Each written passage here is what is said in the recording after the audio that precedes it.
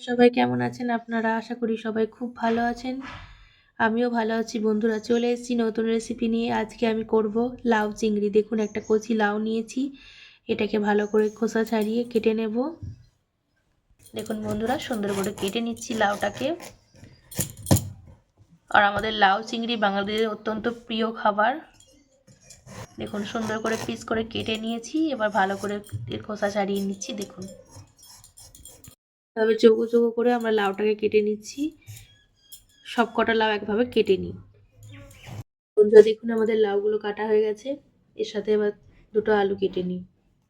আমাদের লাউ আলু কাটা হয়ে গেছে। প্রেসারের ভিতরে একটু সিদ্ধ করতে দিয়ে দেব। বন্ধুরা দেখুন প্রেসারের ভিতরে আমরা লাউ নিয়ে নিয়েছি। লাউ আলুটা হলুদ দিয়ে দিয়েছি আর নুন দিয়ে।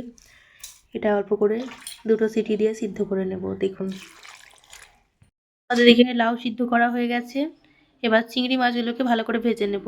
বন্ধুরা দেখুন আমাদের আজকে একদম ছোট ছোট মেথি চিংড়ি আছে। এগুলোকে নুন হলুদ ফার্স্টে লাগিয়েছি। এবার এগুলোকে কড়াতে ফ্রাইং প্যানে তেল দিয়ে ভেজে নেব। ফ্রাইং প্যানে তেল দিয়ে দিয়েছি। এবার আমাদের মেথি চিংড়িগুলোকে ভেজে নেব।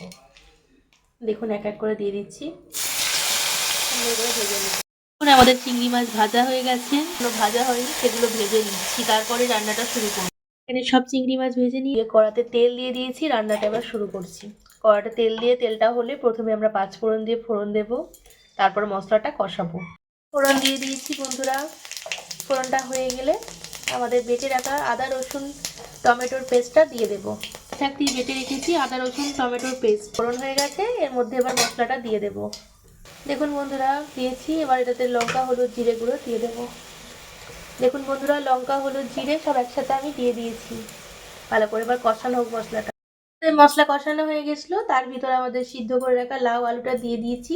একটু ভালো করে হোক, এটা মশলার সঙ্গে ভালো করে কষানো হোক, তারপর আমাদের ভেজে রাখা চিংড়ি মাছগুলো দিয়ে দেবো।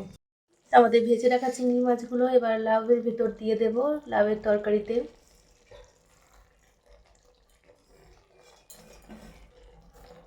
দিয়ে ভালো করে নেড়ে চেড়ে নিয়ে একটু ফুটতে দেবো, তারপরে ঝাল নুন মিষ্টিটা দেখে নেব।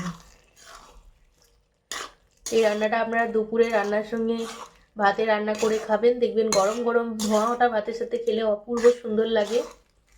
অবশ্যই আপনারা একটা টেস্ট করবেন, এটা রান্না করে ট্রাই করবেন। অবশ্যই করেছেন, আর এখন শীতে তো এই মেথি চিংড়ি দিয়ে করে দেখবেন, এটাও খুব সুন্দর হয় খেতে। আমাদের লাউ চিংড়ি রান্না তৈরি হয়ে গেছে। রেসিপিটি আপনাদের কেমন লাগলো অবশ্যই জানাবেন। ভিডিওটি ভালো লাগলে চ্যানেলটি সাবস্ক্রাইব করে পাশে থাকুন। পাশে থাকা বেল আইকনটি প্রেস করুন যাতে ভিডিওর নোটিফিকেশান আগে পান আপনারা। সবাই খুব ভালো থাকবেন, সুস্থ থাকবেন, সাবধানে থাকবেন। আমার ভিডিওগুলো লাইক কমেন্ট শেয়ার করে দেবেন। ধন্যবাদ বন্ধুরা। আজকে আসি, পরে আবার নতুন রেসিপি নিয়ে আসবো।